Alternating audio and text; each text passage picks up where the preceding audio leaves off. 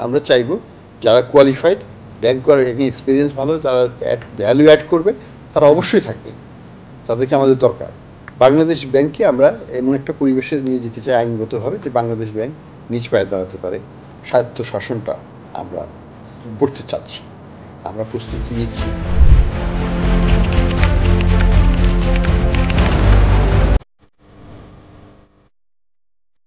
আমরা বড় একটা উদ্যোগের দিকে যাচ্ছি, সেটা একটু বলতে চাই। সেটা হচ্ছে যে আমরা বাংলাদেশ ব্যাংকিং ভবিষ্যতে যাতে ব্যাংকিং খাতকে রক্ষা করতে পারে বাংলাদেশ ব্যাংক, সেজন্য বাংলাদেশ ব্যাংকের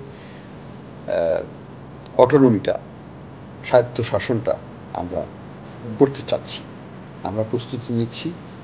আমরা প্রধান উপদেষ্টা আমাদেরকে বলেছেন এটা নিয়ে আসতে, নিয়ে এটা করে যেতে চান, এবং আমি মনে করি যে এটাই সব ভালো সময়। বাংলাদেশ ব্যাংকে আমরা এমন একটা পরিবেশে নিয়ে যেতে চাই আইনগতভাবে যে বাংলাদেশ ব্যাংক নিজ পায়ে দাঁড়াতে পারে এবং রাজনৈতিক চাপকে প্রতিহত করে কাজটা করে যেতে পারে। এটা একটা গুরুত্বপূর্ণ বিষয়। এবং বাংলাদেশ ব্যাংকের লিডারশিপ কারা হবে সেটাও একটা প্রক্রিয়ার মাধ্যমে হবে, নট যেটা আমি একে চাইলাম তাকে দিয়ে দিলাম, সেটা না, একটা প্রক্রিয়ার মাধ্যমে একটা হলে পরে লিডারশিপে থাকতে হবে। যদি লিডার ঠিক না থাকে, লিডার যদি আজ্ঞাবহ হয়, তাহলে কিন্তু প্রতিষ্ঠান কিছু করতে পারবে না। যত ক্ষমতায়ন, আপনি ইলেকশন কমিশন দেখেন, আগের গুলো ইলেকশন কমিশন আজ্ঞাবহ ছিল, তারা কিছু করতে পারেনি বা করেনি। তো কিন্তু ক্ষমতা তো দেওয়া আছে। দুদকের আগের অবস্থা দেখেন, ক্ষমতা দেওয়া ছিল, সবই ছিল, কিন্তু কিছু করেনি। লিডারশিপের সিলেকশনটা হচ্ছে most as important as the institutional independence.